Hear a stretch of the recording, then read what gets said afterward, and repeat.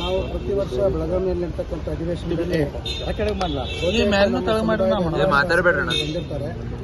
ಹಾಗಾಗಿ ಸನ್ಮಾನ್ಯ ಸತೀಶ್ ಜಾರಕಿಹೊಳಿ ಅಧ್ಯಕ್ಷತೆಯಲ್ಲಿ ಜಾತ್ರಾ ಸಮಿತಿ ಅಧ್ಯಕ್ಷರನ್ನು ಆಯ್ಕೆ ಮಾಡುವಂಥ ಪ್ರಕ್ರಿಯೆ ಪ್ರತಿ ವರ್ಷ ನಾವು ಸಂಗಮ ಹೋಟೆಲಲ್ಲಿ ಮಾಡ್ತಾ ಇದ್ದೀವಿ. ಅದು ಬದಲಾವಣೆಯಾಗಿ ನಿನ್ನೆ ರಾಯಲ್ ರಿಟೀಸಲ್ಲಿ ಮೀಟಿಂಗ್ ಕರ್ಕೊಂಡಿದ್ದೀವಿ. ನಮ್ಮ ರಾಯಚೂರು ಗ್ರಾಮೀಣ ಕ್ಷೇತ್ರದ ಶಾಸಕರಾಗಿರ್ತಕ್ಕಂಥ ಮಹರ್ಷಿ ವಾಲ್ಮೀಕಿ ಅಭಿವೃದ್ಧಿ ನಿಗಮದ ಅಧ್ಯಕ್ಷರಾಗಿರ್ತಕ್ಕಂಥ ಬಸವನಗೌಡ ಗದ್ದಲ್ ಅವರನ್ನ ಜಾತ್ರಾ ಸಮಿತಿ ಅಧ್ಯಕ್ಷನಾಗಿ ಆಯ್ಕೆ ಮಾಡಲಾಗಿದೆ.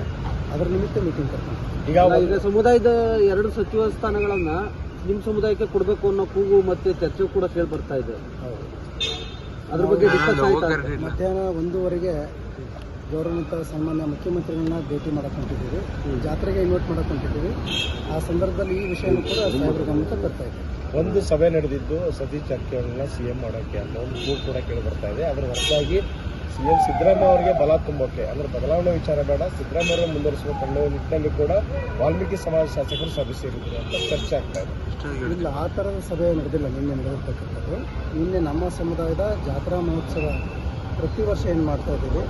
ಅದರ ನಿಮಿತ್ತ ನಾವು ಪ್ರತಿ ವರ್ಷ ಇಲ್ಲೇನೇ ಬೆಳಗಾಮದಲ್ಲಿ ಎಲ್ಲ ಶಾಸಕರು ಸಿಗೋದ್ರಿಂದ ಆ ನಿಮಿತ್ತ ಮೀಟಿಂಗ್ ಕರ್ಕೊಂಡು ಸಿದ್ದರಾಮಯ್ಯ ನಂತರ ಸತೀಶ್ ಜಾರಕಿಹೊಳಿ 5ನೇ ನಾಯಕ ಅಂತ ಏನು ತೋರಿಸ್ಕೊತಾ ಇದ್ದಾರೆ.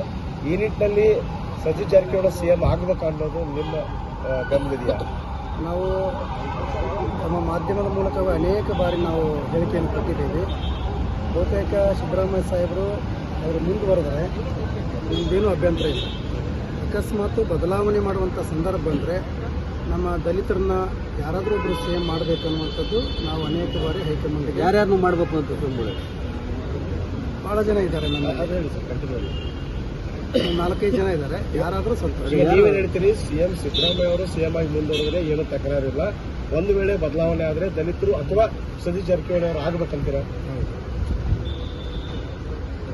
ದಲಿತ ಸಿಎಂ ವಿಚಾರವಾಗಿ ಹಲವಾರು ಹೆಸರು ಕೇಳಿ ಬರ್ತಾ ಇದೆ. ಪರಮೇಶ್ವರ್ ಅವರಿದ್ದಾರೆ, ಜೊತೆಗೆ ಯಾರು ಬೇಡ ಮಲ್ಲಿಕಾರ್ಜುನ್ ಖರ್ಗೆ ಅವರು ಮಾಡಿದ್ರೆ ಲಕ್ಷಣ ಕೊಡಬೇಕಾಗಿಲ್ಲ. ಅವ್ರು ಯಾರಾದರೂ ಆದರೆ ನಿಮ್ಮ ವಿರೋಧ ಆಗುತ್ತಾ?